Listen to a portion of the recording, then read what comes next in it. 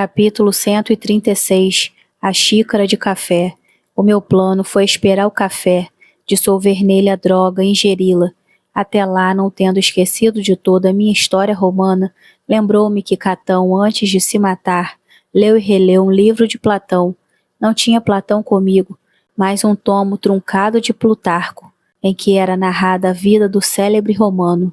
Bastou-me a ocupar aquele pouco tempo e para em tudo imitá-lo, estirei-me no canapé. Não era só imitá-lo nisso, tinha necessidade de incutir em mim a coragem dele, assim como ele precisara dos sentimentos do filósofo para intrepidamente morrer. Um dos males da ignorância é não ter-se remédio à última hora.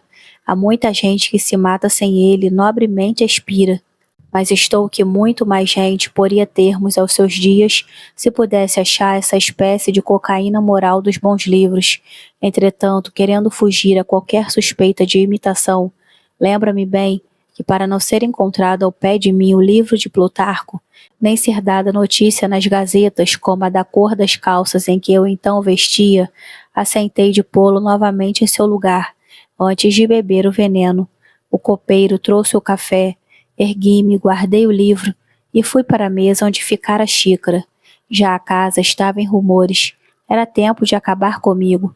A mão tremeu abrindo o papel em que trazia a droga embrulhada. Ainda assim tive ânimo de despejar a substância em uma xícara e comecei a mexer o café. Os olhos vagos, a memória em desdêmono inocente. O espetáculo da véspera vinha intrometer-se na realidade da manhã. Mas a fotografia de Escobar deu-me o ânimo que me ia faltando. Lá estava ele com a mão nas costas da cadeira, a olhar ao longe. Acabemos com isso, pensei. Quando ia beber, cogitei se não seria melhor esperar que Capitu e o filho saíssem para a missa. Beberia depois, era melhor. Assim disposto, entrei a passear no gabinete. Ouvi a voz de Ezequiel no corredor. Vi-o entrar e correr a mim bradando: "Papai!"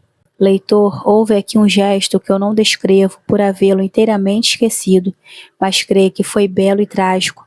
Efetivamente, a figura do pequeno fez-me recuar, até dar de costas na estante. Ezequiel abraçou meus joelhos, esticou-se na ponta dos pés, como querendo subir, e dar-me o colo do costume, e repetia puxando-me. Capítulo 137. Segundo impulso. Se eu não olhasse para Ezequiel, é provável que não estivesse aqui escrevendo este livro, porque o meu primeiro ímpeto foi correr ao café e bebê-lo. Cheguei a pegar na xícara, mas o pequeno beijava minha mão como de costume, e a vista dele, como gesto, deu-me outro impulso que me custa dizer aqui. Mas vá lá, diga-se tudo, chamem-me embora assassino, não serei eu que o desdiga ou contradiga. O meu segundo impulso foi criminoso. Inclinei-me e perguntei a Ezequiel se já tomara café. "Já, papai, vou à missa com a mamãe." "Toma outra xícara, meia xícara só." "Mas e o papai?" "Eu mando vir mais. Anda, bebe." Ezequiel abriu a boca. Cheguei-lhe a xícara tão trêmulo que quase a entornei, mas disposto a fazê-la cair pela goela abaixo, caso o sabor lhe repugnasse, ou a temperatura, porque o café estava frio. Mas não sei que senti que me fez recuar. Pus a xícara em cima da mesa e dei por mim a beijar doidamente a cabeça do menino. "Papai!" exclamava Ezequiel. "Não, eu não sou teu pai." Capítulo 138. Capitu que entra. Quando levantei a cabeça, dei com a figura de Capitu diante de mim. Eis aí outro lance que parecerá de teatro, e tão natural como o primeiro, uma vez que a mãe e o filho iam à missa, e Capitu não saía sem falar-me. Era já um falar seco e breve. A maior parte das vezes, eu nem olhava para ela. Ela olhava sempre esperando. Desta vez, ao dar com ela, não sei se era dos meus olhos, mas Capitu pareceu-me lívida. Seguiu-se um daqueles silêncios, a que sem mentir se podem chamar de um século. Tal é a extensão do tempo nas grandes crises. Capitu recompôs-se. Disse ao filho que se fosse embora, e pediu-me que lhe explicasse. "Não há que explicar", disse eu. "Há tudo. Não entendo as tuas lágrimas nem as de Ezequiel. Que houve entre vocês?" "Não ouviu o que eu lhe disse?" retruquei. Capitu respondeu que ouvira choro e rumor de palavras. Eu creio que ouvira tudo claramente, mas confessá-lo seria perder a esperança do silêncio e da reconciliação. Por isso, negou a audiência e confirmou unicamente a vista. Sem lhe contar o episódio do café, repeti-lhe as palavras do final do capítulo. O quê? Perguntou ela como se ouvira mal. Ele não é meu filho. Grande foi a estupefação de Capitu, e não menor a indignação que lhe sucedeu. Tão naturais ambas que fariam duvidar as primeiras testemunhas de vista do nosso foro. Já ouvi que as há para vários casos. Questão de preço. Eu não creio, tanto mais que a pessoa que me contou isto acabava de perder uma demanda. Mas haja ou não testemunhas alugadas, a minha era verdadeira. A própria natureza jurava por si, e eu não queria duvidar dela. Assim que, sem entender a linguagem de Capitu aos seus gestos, a dor que a retorcia, a coisa nenhuma, repeti as palavras ditas 2 vezes, com tal resolução que a fizeram afrouxar.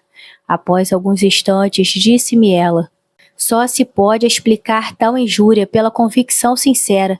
Entretanto, você que era tão cioso nos menores gestos, nunca revelou a menor sombra de desconfiança. Que é que lhe deu tal ideia? Diga-me. Continuou vendo que eu não respondia nada. Diga tudo. Depois do que ouvi, posso ouvir o resto. Não pode ser muito. Que é que lhe deu agora tal convicção? Ande, Bentinho, fale. Despeça-me daqui, mas diga tudo primeiro. Há coisas que não se dizem. Que se não dizem, só metade. Mas já que disse metade, diga tudo, disse ela. Tinha-se sentado numa cadeira ao pé da mesa. Podia estar um tanto confusa. O porte não era de acusada. Pedi-lhe ainda uma vez que não teimasse. Não, Bentinho, ou conte o resto para que eu me defenda, se você acha que tenho defesa, ou peço-lhe desde já a nossa separação. Não posso mais. Claro, a separação é coisa decidida, redargui, pegando-lhe na proposta. Era melhor que a fizéssemos por meias palavras, ou em silêncio. Cada um iria com a sua ferida. Uma vez, porém, que a senhora insiste, aqui vai o que lhe posso dizer, e é tudo. Não disse tudo. Mal pude aludir aos amores de Escobar, sem proferir-lhe o nome. Capitu não pôde deixar de sorrir, de um sorriso que eu sinto não poder transcrever aqui. Depois, em um tom juntamente irônico e melancólico, disse: pois até os defuntos, nem os mortos escapam aos seus ciúmes. Consertou a capinha e ergueu-se. Suspirou. Creio que suspirou, enquanto eu, que não pedi outra coisa mais que a plena justificação dela, disse-lhe não sei que palavras adequadas a este fim. Capitu olhou para mim com desdém e murmurou: sei a razão disto. É a casualidade da semelhança. A vontade de Deus explicará tudo. Ri-se. É natural. Apesar do seminário, não acredito em Deus. Eu creio. Mas não falemos nisto. Não nos fica bem dizer mais nada. Capítulo 139. A fotografia. Palavra que estive a pique de crer que era vítima de uma grande ilusão, uma fantasmagoria de alucinado. Mas a entrada repentina de Ezequiel gritando: mamãe, é hora da missa! Restituiu-me a consciência da realidade. Capitu e eu involuntariamente olhamos para a fotografia de Escobar, e depois um para o outro. Desta vez a confusão dela fez-se confusão pura. Este era aquele. Havia por força alguma fotografia de Escobar pequeno que seria o nosso pequeno Ezequiel. De boca, porém, não confessou nada. Repetiu as últimas palavras, puxou do filho e saíram para a missa.